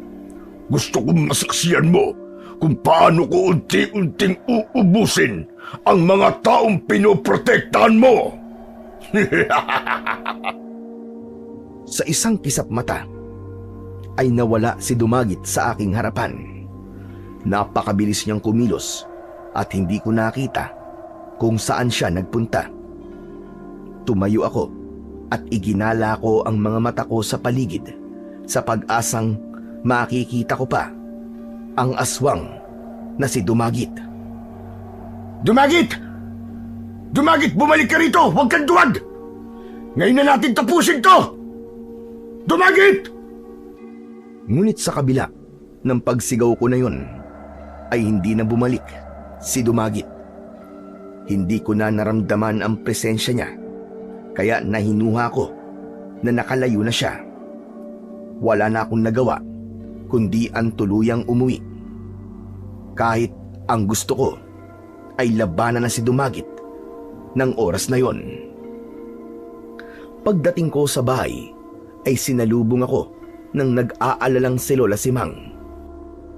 Nataranta siya nang makita niya ang malalim na sugat ko sa dibdib. Agad niya akong pinaupo at naghanda siya ng panlinis ng sugat at siya mismo ang naglinis at gumamot sa sugat ko. Pambihira! Ano ba nangyari? Bakit nagkaroon ka ng ganitong sugat? Nakaharap mo na ba yung aswang? Oo, Lola Simang. At alam kong magugulat ho kayo kung sino ho ang aswang na nakaharap ko. Abay, sino? Si Dumagit ho. Sandali nga. Hindi ba yun yung aswang na pumatay sa mag-ina mo? Ang akala ko ba, matagal mo na siyang napatay. Yun nga din ho ang akala ko. Ang akala ko, matapos ko siyang mapatay dati, ay tapos na ang problema namin sa kanya. Pero hindi pa pala. Masyado kong minaliit ang hayop na Dumagit na yun. At hindi ko naisip na may kakayahan pala siyang gumamit ng itim na kapangyarihan. Ano ba talaga nangyari? Paano muling nabuhay si Dumagit? Ang dami mo pa kasing paligoy-ligoy. Sabihin mo na sa akin, Bartolome. Sinabi sa akin ni Dumagit na bago ko sa tuluyang mapatay nun, ay nilisan daw ng kaluluwa niyang kanyang katawan. At kailangan niyang maghintay ng ilang taon upang magkaroon siya ng kakayahan na sumapi naman sa katawan ng isang tao at gamitin yun bilang bago niyang katawan. Kung kaninong katawan ang ginamit niya, ay wala ho kong ideya. Maaaring nandito lang sa baryong ito ang taong yun at wala siyang kaalam-alam na ginagamit siya ni Dumagit sa kasamaan. Bagin langit. Hindi ko akalain na may mga aswang na may ganyang kakayahan. Ang akala ko ay pumapatay at kumakain lang ng tao, mga aswang. Meron po talagang gaya ni Dumagit na may iba pang kakayahan. Sila yung klase ng aswang na ubod ng sama at walang ibang gusto kundi ang magasik ng kamatayan sa mga tao. Kaya kailangan ko po malaman kung kaninong katawan ang ginagamit ni Dumagit. Mas magiging madali para sa akin na matalo siya kung malalaman ko yun. At paano mo naman yun gagawin? Hihingi po ako ng tulong sa aking agimat. Marami po itong kayang gawin. Diyos ko, ang buong akala ko talaga ay isang normal na aswang lang ang kakaharapin mo. Pero sana'y magtagumpay ka, Bartolome. Hayaan mo at palagi kitang ipagdarasal. Kung meron man akong maitutulong sa'yo sa kahit na anong paraan, ay magsabi ka lang sa akin. Maraming salamat po, Lola Simang. Napakalaking bagay na ho sa akin na ipagdasal niyo ako. Tinapos na ni Lola Simang ang panggagamot sa sugat ko. Nilagyan niya yon ng benda at nagsabi na ako na kailangan ko ng matulog. Hinayaan ako ni Lola Simang na makapagpahinga dahil alam niya na kailangan ko ng mahabang pahinga dahil sa mga susunod na gabi ay malaki ang posibilidad na muli kaming maghaharap ni Dumagit. Sa mga sumunod na araw ay halos wala na akong naging pahinga. Tuwing umaga ay nag-iikot ako at pinagmamasdan ko ang galaw ng lahat ng tao. Tinitignan ko kung sino sa kanila ang kahinahinala at ang maaaring ginagamit ni Dumagit. Sa gabi naman ay nagbabantay ako at umaasa na muli kong makakaharap si Dumagit. Ngunit sa pagkakataon na yun ay mas lalo siyang naging mailap. Isang umaga, habang nag-aalmusal kami ni Lola Simang, ay binisita kami ni Densyo. Inaya ko siya na saluhan kami at hindi naman siya tumanggi. Salamat dito pare kumusta na pala ang pagtugis mo dun sa aswang pare? Balita ko nakaharap mo na siya. Tama ka, Densyo. At alam mo ba kung sino ang aswang na umaatake dito sa baryo natin? Walang iba kundi si Dumagit. Hindi ko pa pala siya tuluyang napatay noon dahil sumapi sa katawan ng isang tao si Dumagit upang muli siyang makapaggasik ng lagim. Anak nang, kaya naman pala pamilyar ang paraan niya ng pagpatay sa mga naging biktima ng aswang dito sa baryo natin Talagang gumawa pa siya ng paraan para makabalik. Anak ng peste naman talaga, oo. Kaya kailangan natin maging maingat. Personal ang galit ni Dumagit sa baryo natin dahil inubos ko noon ang mga alagad niya. Ganon din ang gagawin niya sa ating lahat. Uubusin niya tayo ng paunti-unti. Kaya kailangan kong malaman kung kaninong katawan ang ginagamit niya. Kailangan ko lang maghintay ng pagbilog ng buwan upang maritwalan ko ang aking agimat para magamit ko na to sa paghanap sa taong yun. Sa pagkakaalam ko, ay sa susunod na linggo pa ang pagbilog ng buwan. Ba, matagal-tagal pa yun pare. Kung gusto mo, tutulungan na kita sa pagbabantay mo. Kahit papaano naman may kaalaman naman ako sa pakikipaglaban sa aswang Hindi na kailangan, Densyo. Baka kung ano pang mangyari sa'yo na hindi maganda. Ano ka ba? Ayos lang yun. Hindi ba dati tinuruan mo naman ako na makipaglaban gamit ang itak? Oras na para magamit ko ang itinuro mo na yun sa akin pare. Tama si Densyo. Kailangan mo na makakatulong sa ginagawa mo, Bartolome. Kung kaya ko galang sana na makipaglaban pa at hindi pa ako matanda, ay talaga tutulungan din kita. Kaya lang panigurado magiging pabigat lang ako, lalo na palagi akong inaatake ng aking rayuma. Kung talagang bukal sa loob mo na tulungan ako, ay tinatanggap ko ang tulong mo, pare. Maraming salamat. Yun! Ayos! Huwag ka mag-alala, Bartolome. Gagawin ko ang lahat para matulungan ka sa paraang alam at kaya ko. Kung ako ang tatanungin, ay ayoko na sanang isama si Densyo sa pakikipaglaban kay Dumagit, lalo na't hindi siya basta-bastang aswang. Ngunit sa pagkakataon na yun, ay nakita ko ang determinasyon ni Densyo na tulungan ako at ayokong ipagkait sa kanya ang pagkakataon na may gawin upang tapusin na ang dilubyong nangyayari sa aming baryo. Kinagabihan ay sumama nga si Densyo sa akin sa pagbabantay sa aming baryo. Parehas kaming may dalang itak. Nagpaalala ako kay Densyo na kung sakaling makaharap namin si Dumagit at hindi na naging maganda ang sitwasyon namin, ay maaari siyang tumakas. Sinabi ko na mas iligtas niya ang kanyang sarili kaysa tulungan ako. Tinawanan ako ni Densyo at sinabi niya na hindi niya alam kung kaya niya yung gawin dahil hindi niya ako kayang iwanan sa ganong uri ng sitwasyon dahil magkaibigan kaming dalawa. Lumipas pa ang ilang gabi na hindi pa rin namin nakikita si Dumagit, pero hindi kami huminto sa pagbabantay. Pare, sigurado ka ba na magpapakita pa sa atin si Dumagit?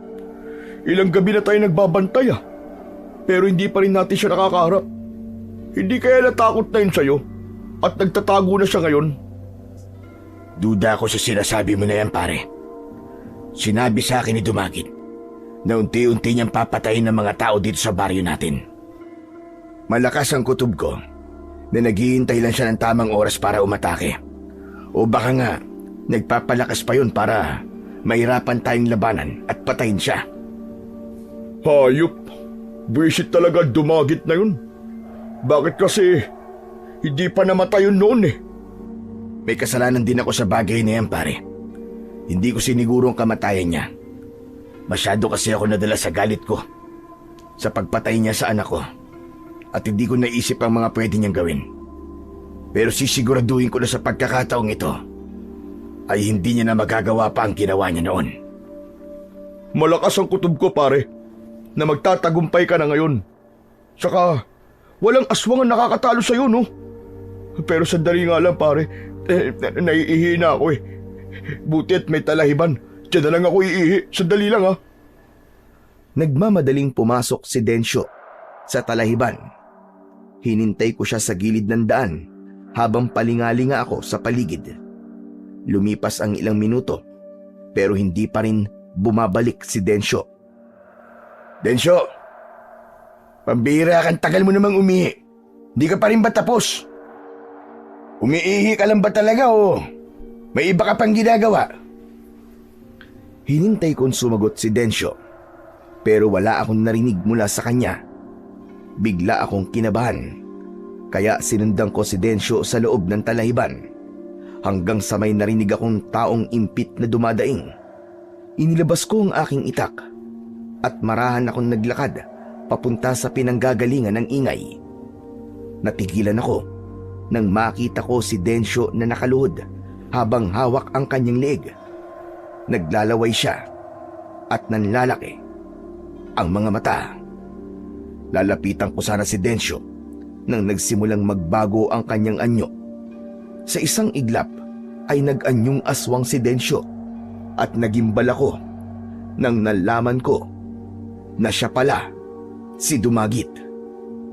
Matapos ang pagbabagong anyo ni Densyo, bilang si Dumagit ay tumayo siya at nagpakawala siya ng isang mahaba at nakakatakot na pag-alulong. Tumingin siya sa kinaroroonan ko at nang nakita niya ako ay isang nakakalokong ngisi ang kanyang pinakawalan. Nagulat ka ba kung kaninong katawan ang ginamit ko? Walang hiya ka, Dumagit. Lubayan mo ang katawan ng kaibigan ko.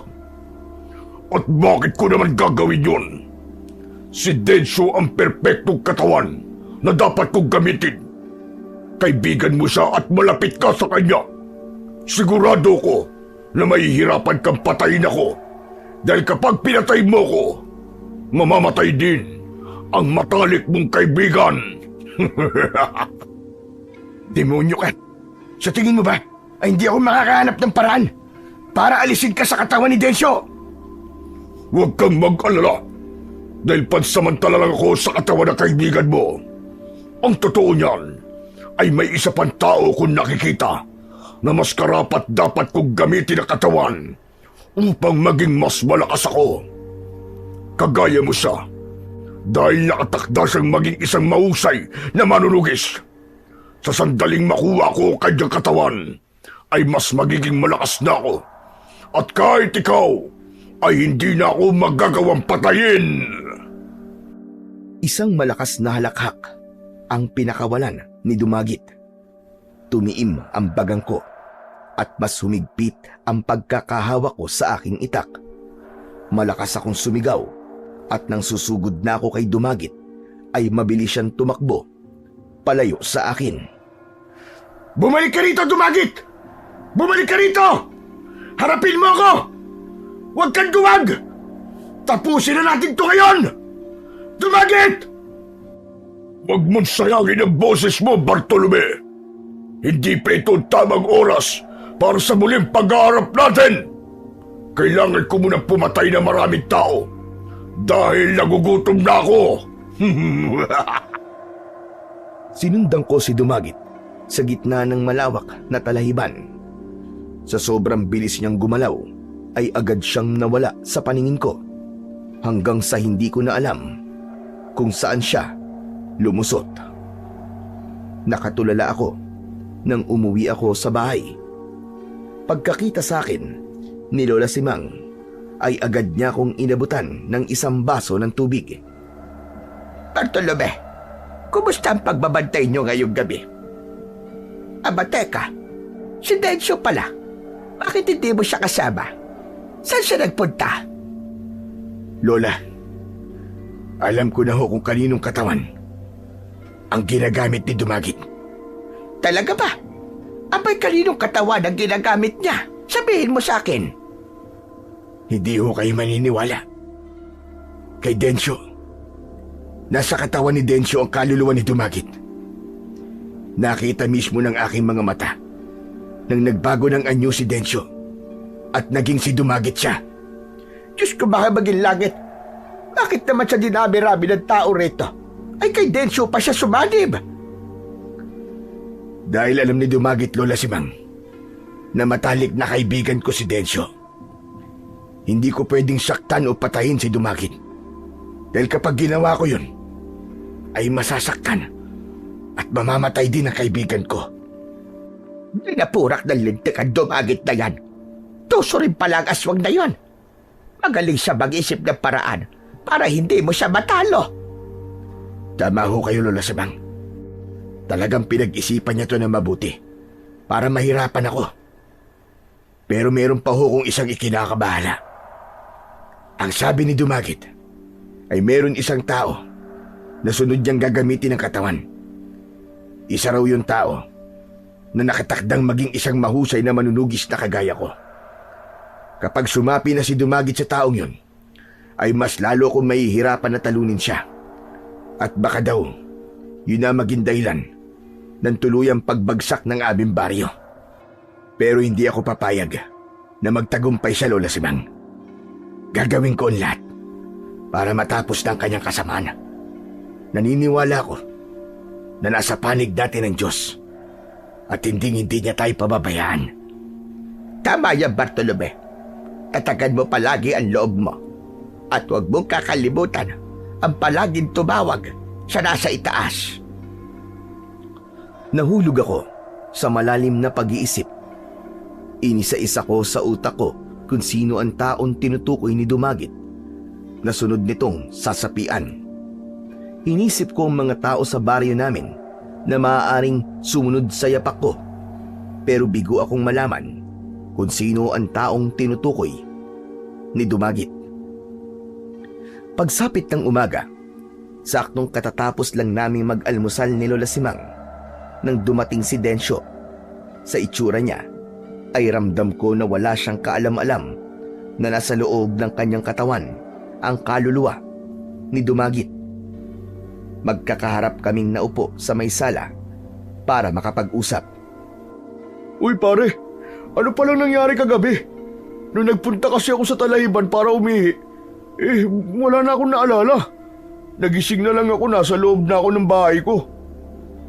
Hindi ko agad nagawang sagutin ang tanong na yun ni Densyo at makahulugan kaming nagkatitigan ni Lola Simang.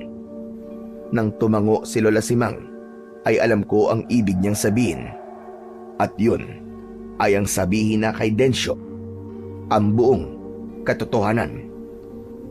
Densyo pare, alam ko nakakagulat ang sasabihin ko sa'yo. Kaya sana ay tatagan mo ang kalooban mo. Teka, sandali pare. Ano ba sasabihin mo? parang kinakalbahan naman yata ako dyan.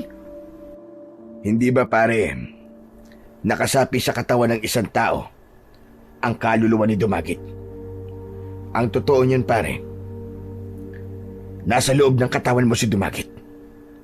Wala kang naaalala sa tuwing nagiging aswang ka, kaya hindi mo alam. Sandali pare, joke lang ba yan? Pare, baka naman pwede mong sabihin na nagbibiro ka lang. Pare, hindi magandang biro yan pare ha. Sana nga pare, nagbibiro lang ako. Pero yun talaga ang katotohanan. Ikaw ang pinili ni Dumagit na gamitin dahil alam niyang hindi kita kayang saktan. Kagabi, nung nagpunta ka sa Talahiban, ay nakita ko na nag-iba ka ng anyo at naging si Dumagit ka. Sandaling natigilan si Densyo. Unti-unting bumakas ang takot at pagkabahala sa kanyang muka. Pare, sabihin mo, may paraan pa ba para maalis si Dumagit sa katawan ko? Ang naisip ko ay gamitin ang aking agimat para maging permanenteng kulungan ni Dumagit. Nang sa gayon, ay hindi niya na magagawang sumapi sa ibang tao. Pero magagawa ko lamang yon kapag lumabas na si Dumagit sa katawan mo. Kung ganun pare, kailangan na natin mapalabas si Dumagit sa loob ko. Alam mo ba kung paano gagawin yun? Hindi pare. Sa tingin ko, lalabas lang si Dumagit sa katawan mo kapag nakita niya na yung sinasabi niya sa akin na taong karapat-dapat na sapian niya. Ang sabi niya kasi ay may isang tao daw dito sa baryo natin na susunod sa yapak ko bilang isang manunugis. At ang katawan ng taong yun ang talagang nais niyang gamitin para magkaroon siya ng katawan. Ang problema lang ay hindi ko alam kung sinong taong yun. Hindi ko akalain na nasa loob pala ng katawan ko si Dumagit pare. Kaya pala madalas na tuwing gabi ay wala akong naaalala. Wala akong kaalam-alam na ginagamit na pala ni Dumagit ang katawan ko pare. Huwag ka mag-alala, Densyo. Dahil gagawa tayo ng paraan para maresolba natin to. Ang kailangan ko lang gawin ay hanapin ang tinutukoy ni Dumagit. Maaari natin siyang gamitin upang tuluyan na matapos ang kasamaan ni Dumagit dito sa baryo natin. Malaki ang tiwala ko sa'yo pare. Kung ano man ang plano mo, ay handa akong makipagtulungan. Basta sabihin mo lang sa akin kung ano ang mga dapat kong gawin. Sa ngayon pare, mas makabubuti kung dito ka na muna sa bahay ko para mabantayan ka namin ni Lola Simang. Mahirap kasi kung wala magbabantay sa'yo lalo na't hindi natin alam kung kailan muling gagamitin ni Dumagit ang katawan mo. Yan ay para rin maiwasan na makapambiktima ng tao si Dumagit. Walang problema sa akin yan pare. Gaya ng sinabi ko, handa akong makipagtulungan sa inyo. Pero pare, kung dumating tayo sa punto na kailangan mo akong patayin, ay huwag ka magdadalawang isip na patayin ako pare. Pangako hindi ako magagalit at maiintindihan kita. Pambihira ka, wag kang magsasalita ng ganyan pare. Sisiguraduhin ko na hindi tayo aabot sa ganyang sitwasyon. Magtiwala ka lang sa akin. Maluwaluwang tumango si Densyo. Alam ko na sa sandaling yon ay labis ang takot na kanyang nararamdaman. Pero nangako ko sa sarili ko na hindi ko hahayaan na mamatay ang matalik kong kaibigan. Kung merong mang dapat mamatay, ay si Dumagit yun at wala nang iba. Nang araw na yon ay nagdesisyon ako na mas palakasin pa ang aking pakiramdam sa pamamagitan ng pagpunta ko sa ilog. Pagkalabas ko ng bahay ay nakita ko sina Lola Simang at Densyo na magkausap sa labas. Densyo pare, aalis pala muna ako. Dito ka lang ha. Huwag ka na magpunta sa kung saan-saan. Huwag ka mag-alala pare, hindi ako aalis. Saka paniguradong makukurot ako ni Lola Simang kapag sinuway ko ang sinabi mo sa akin kanina. Mabuti naman at alam mo. Ako bahala rito kay Densyo Bartolome. Pero matanong ko lang, saan ka pala pupunta? Sa ilog ho. Doon po muna ako mag-iensayo. Uuwi rin naman ako kagad bago tayo kumain ng hapunan. O siya, sige. Mag-iingat ka. Matapos yun, ay naglakad na ako patungo sa ilog na matatagpuan sa loob ng kagubatan. Hindi nagtagal ay pumasok na ako sa gubat. Sandali lang akong naglakad at narating ko na ang ilog. Napangiti ako habang may lungkot sa mata nang maalala ko na madalas kami roon ng aking mag-ina nung buhay pa sila. Nagdadala kami ng mga pagkain sa ilog at halos maghapon kami roon. Isinantabi ko muna ang lungkot na nararamdaman ko. Hinubad ko ang aking damit at ipinatong sa malapad na bato sa tabi ng ilog. Hinubad ko rin ang aking agimat at isinama ko yon sa aking damit. Lumublob na ako sa malamig na tubig ng ilog. Umupo ako sa gitna at hinayaan ko na umagos sa akin ang tubig. Ipinikit ko ang mga mata ko at pinakiramdaman ko ng mabuti ang paligid habang inaalis ko ang lahat ng nasa loob ng aking utak. Lumipas ang ilang minuto na nasa ganon akong posisyon. Maya-maya pa ay bumilis ang tibok ng puso ko nang may naramdaman akong presensya ng isang tao. Pagbukas ko ng aking mata ay nagimbal ako nang makita ko si Ellie. Hawak niya ang aking agimat at maging siya ay nagulat nang nakita niya na nahuli ko siya. Anak ng, ikaw na naman! Anong ginagawa mo rito? Pasensya na po. Nang makita ko po kasi kayo na umalis ng bahay niyo, sinundan ko po kayo. Tapos, nang nakita ko po ang agimat niyo, hindi ko po alam pero parang may boses po ako narinig na hawakan to. Sorry po talaga, Mang Bartolome. Nagmamadali akong lumapit kay Ellie. Kinuha ko sa kanya ang agimat at agad kong tinignan ang palad niya. Nagulat ako nang malaman ko na walang kahit na anong maliit na paso sa palad ni Ellie. Nagtataka ako na tumingin sa kanya. Sandali lang, bakit wala kang paso? Hindi ka ba nasaktan nang hawakan mo ang agimat ko? Hindi po, Mang Bartolome. Yung totoo, magsabi ka sa akin ng totoo. Hindi po talaga, promise po. Nagtataka nga rin po ako kasi hindi ako nasaktan nang hawakan ko po ang agimat niyo eh. Hindi po kagaya nung bata pa ako na napaso po ako nung hawakan ko yan. Alam niyo po ba ang dahilan kung bakit hindi po ako napaso sa agibat niyo? Meron po bang ibig sabihin yun, Mang Bartolome? Sandali ako natigilan habang nag-iisip hanggang sa isang bagay ang biglang pumasok sa utak ko. Anak ng teteng, oo. Ikaw ang tinutukoy ni Dumagit. Po, ano pong tungkol kay Dumagit? Hindi po ba si Dumagit po yung aswang na dati niyong nakalaban at napatay niyo? Nang sandaling yon, ay kailangan ko nang sabihin kay Ellie ang pagbabalik ni Dumagit sa aming baryo. Ikinuwento ko sa kanya ang lahat-lahat at wala akong inilihim sa kanya ni isa. Ginawa ko yun upang mas maintindihan niya ang lahat ng mga susunod kong sasabihin sa kanya. Diyos ko, nakakaawa naman po pala si Mandencio. Sigurado ako na nahihirapan siya dahil ang katawan niya ang ginagamit ni Dumagit. Pero ano po palang ibig sabihin niyo na ako po ang tinutukoy ni Dumagit? Sinabi sa akin ni Dumagit na may isang tao rito sa ating baryo na sunod niyang gagamitin ang katawan upang maggasik ng lagim.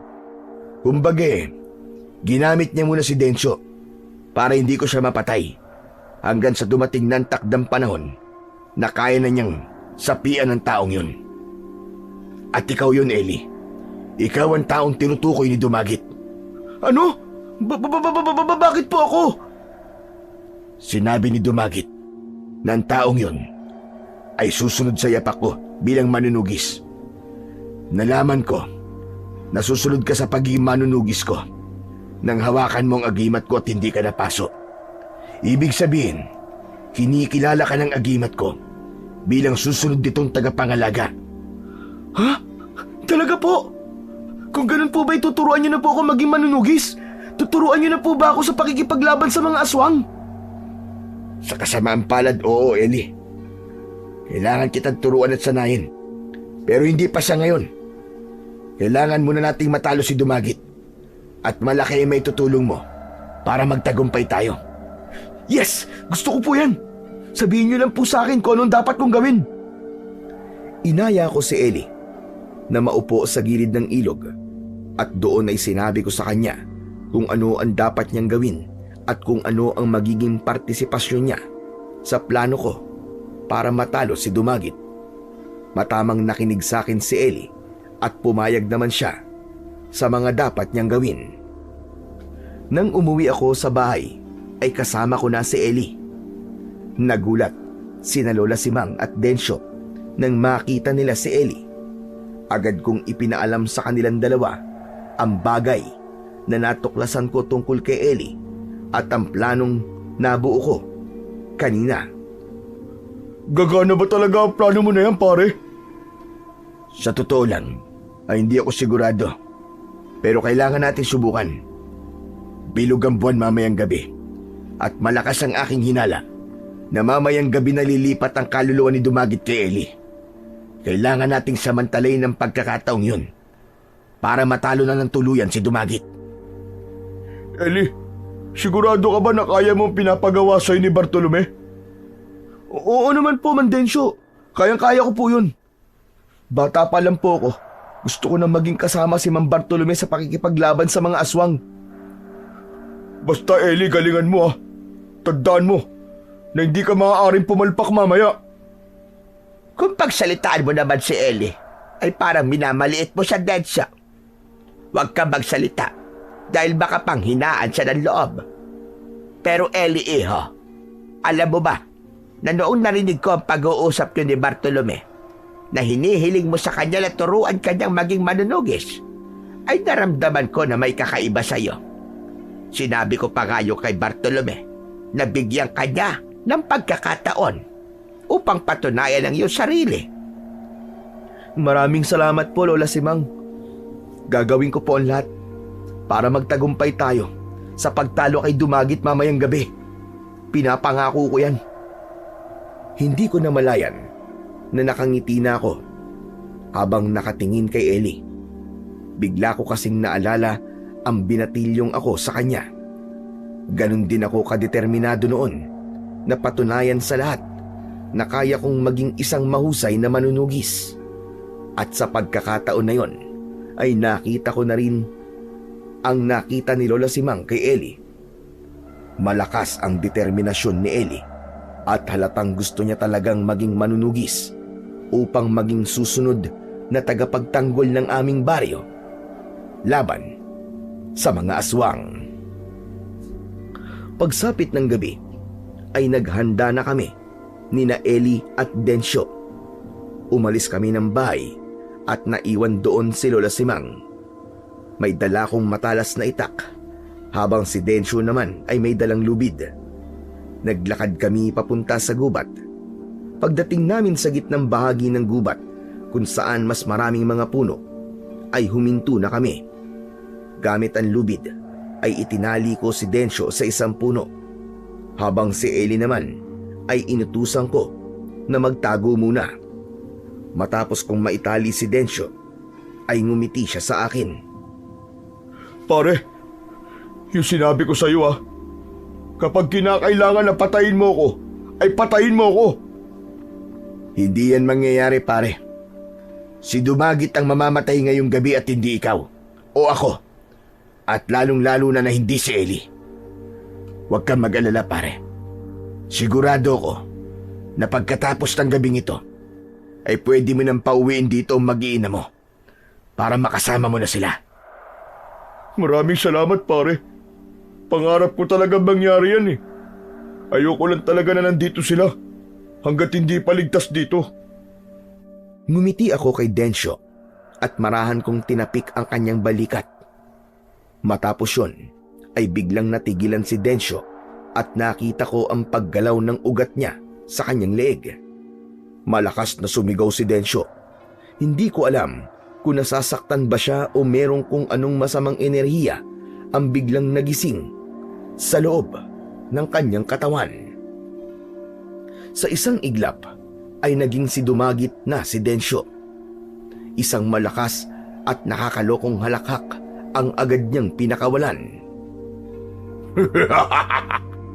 Sa tingin mo ba ay mapipigilan ako ng mga lubid na ito para gawin ang dapat kong gawin ngayong gabi? Ngayong gabi na ako lilipat sa katawan ng karapat-dapat. Papatayin muna kita, Dumagit, bago mo yan magawa. Ipapaalala ko lang sa'yo na kapag pinatay mo ko, ay mamamatay din ang kaibigan mo. Wala akong pakialam, Dumagit. Kung magiging kapalit ng buhay ni Densyo ay ang kamatayan mo, sa tingin ko ay masayang mamamatay ang kaibigan ko. Ang totoo ay sinabi ko lang yun upang linlangin si Dumagit dahil wala naman talaga akong balak na patayin ang kaibigan ko. Bumakas ang gulat sa muka ni Dumagit at sigurado ko na hindi niya inasahang lalabas ang ganung mga salita sa akin. Hindi nagtagal ay nagawang maputol ni Dumagit ang lubid. Mabilis na lumusob si Dumagit pero matagumpay akong nakaiwas sa kanya. Naramdaman ko ang pag-init ng agimat ko at kasunod nun ay ang pagdaloy ng kakaibang lakas sa aking katawan. Sinugod ko si Dumagit pero bago ko pa siya mataga ay nahawakan niya ang kamay ko Ngumisi siya nang magtama ang aming mga mata at saka bumaon ang matutulis niyang kuko sa akin tiyan. Nang bitiwan ako ni Dumagit ay napaluhod ako sa lupa. Papatayin na muna kita bago ko lumipat sa ibang katawan, nang sa ganun ay wala nang makakapigil sa akin. Umang sasakmalin na ako ni Dumagit nang biglang lumabas si Ellie sa kanyang pinagtataguan. Binato niya sa likod si Dumagit kaya napalingon kay Ellie ang aswang. Hoy, Dumagit! Ako ang harapin mo! Hindi ako makapaniwala na nandito ka. Salamat dahil ikaw na mismo nagpakita sa akin, Ellie. Matagal na kitang pinagmamasdan dahil ang katawan mo ang dapat kong gamitin para maging mas malakas ako. Magagamit ko natural mong lakas upang maghari ako, hindi lang sa baryong ito, kundi sa buong mundo. Kung gusto mong makuha ang katawan ko, habulin mo muna ako! Mabilis na tumakbo si Ellie at kaagad siyang sinundan ni Dumagit. Kahit sugatan ay tumayo pa rin ako. Tumakbo ko sa direksyon na pinuntahan ni Dumagit at Ellie. Pinilit kong makahabol sa kanilang dalawa. Sa isang iglap ay mataas na tumalon si Dumagit at sinunggaban niya sa likod si Ellie. Pilit na iniharap ni Dumagit ang nakadapang si Ellie. Nanlaban naman si Ellie pero hinawakan ni Dumagit ang mga kamay niya. Hindi ka magtatagumpay! Nagamitin ang katawan ko, demonyo ka! Wala nang makakapigil sa akin. Akin na ang katawan mo! Nagsimulang umusal ng dasal si Dumagit. Nakita ko na namuti ang mga mata ni Dumagit habang si Ellie naman ay tila nahihipnotismo at diretso lang siyang nakatingin sa aswang na nasa kanyang ibabaw. Kumilos na ako nang makita kong may itim na usok na lumalabas sa bunganga ni Dumagit at papunta yon sa bibig ni Ellie. Hinubad ko kagad ang aking agimat at itinapat ko yon sa muka ni Dumagit. Pangalan ng kataas-taasang Diyos ng Kalangitan, inuutusan ko ang aking agimat na maging permanenteng kulungan ng kaluluwa ni Dumagit. Ito ang magiging kulungan mo habang buhay at walang kahit na sino ang makapagpapalaya pa sa'yo. Paulit-ulit ko yung isinigaw hanggang sa hinigop ng agimat ko ang itim na usok bago pa yung pumasok sa katawan ni Ellie. Sa pagbagsak ng katawan ni Dumagit sa lupa ay agad siyang bumalik sa katauhan ni Densyo. Mabilis kong tinulungan si Ellie sa pagtayo. Okay na po ba? Nagtagumpay po ba tayo? Oo, Ellie. Nagtagumpay tayo. Wala nang kaluluwa ni Dumagit dahil nandito na siya sa loob ng agimat ko. Yes! Salamat naman at wala na siya. Maraming salamat din sa iyo, Ellie. At patawarin mo ko kung pinagdudahan ko ang kakayahan mo noon. Ayos lang yun, Idol. Ang importante ay naniniwala na po kayo ngayon sa akin. Pero yung ipinangako niyo po sa akin kanina, Idol ang sabi niyo, sasanayin niyo ako kapag natalo na natin si Dumagit. Huwag kang mag-alala dahil tutuparin ko ang ipinangako kong yan sa'yo. Pero saka na natin pag-usapan yan. Tulungan mo muna akong buhatin si Densyo. Sigurado ako na masyadong napagod ang katawan niya. Nakangiting tumango si Ellie. At matapos yon ay pinagtulungan naming buhatin si Densyo pauwi sa bahay ko. Pagdating sa bahay ay napakasaya ni Lola Simang nang malaman niya na natalo na namin si Dumagit at nakakulong na ito sa aking agimat. Tulad ng ipinangako ko kay Ellie, ay sinanay ko siya sa lahat ng alam ko tungkol sa pagpatay ng mga aswang. Mabilis siyang natuto at sa bawat pagsasanay namin ay nakita ko kung gaano siya kahusay at kung gaano kalaki ang puso niya para protektahan ang mga tao. Pinili kong manatili na lang sa aming baryo. Naging mapayapa na ulit doon at bumalik na rin ang pamilya ni Densyo. Hindi na rin umalis si Lola Simang sa baryo namin. Alam kong darating ang araw na ipapasa ko na rin kay Ellie ang pangangalaga sa agimat na naglalaman kay Dumagit. Hindi na ako makapaghintay na tuluyang maging handa si Ellie na saluhin ang tungkulin sa aming baryo ng ilang taon kong pinasan. Napagtanto ko na hindi ko dapat husgahan ang isang tao base lang sa unang impresyon ko sa kanya. Mas makabubuti na kilalanin ko muna siya at bigyan ng pagkakataon upang malaman kung ano nga ba talaga ang nilalaman ng kanyang puso't isipan. At naniniwala ko na sa bandang huli, si Ellie, ang batang pinagdudahan ko noon, ay magiging isang mahusay na manunugis kontra sa lahat ng kampon ng kadiliman, lalong-lalo na sa mga aswang.